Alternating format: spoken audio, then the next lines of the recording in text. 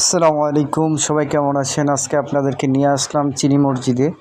চিনি মসজিদের একটা ইতিহাস আছে। এটা হচ্ছে 1863 সালে হাজী বাকের আলী ও হাজী মকু মিয়া তারা দুজনে মিলে বাঁশ এবং সন দিয়ে এই মসজিদটি তৈরি করে। আস্তে আস্তে এটা ইট, সুরকি এবং চীনামাটি দিয়ে তৈরি হয়।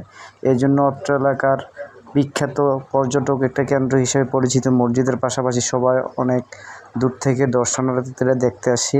এটা হচ্ছে নীলফামারী জেলা সৈয়দপুরে ইসলামবাগে অবস্থিত। মসজিদটা অনেক সুন্দর, দেখেন ভিতরটা কত সুন্দর কারুকার্য দিয়ে সাজানো।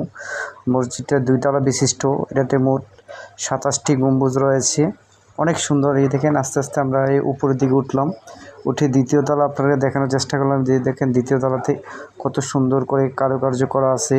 মুঘল আমলে যে শিল্পীরা ছিল তাদের শৈল্পিক রূপ দিয়ে এই মসজিদটি তৈরি করেছে।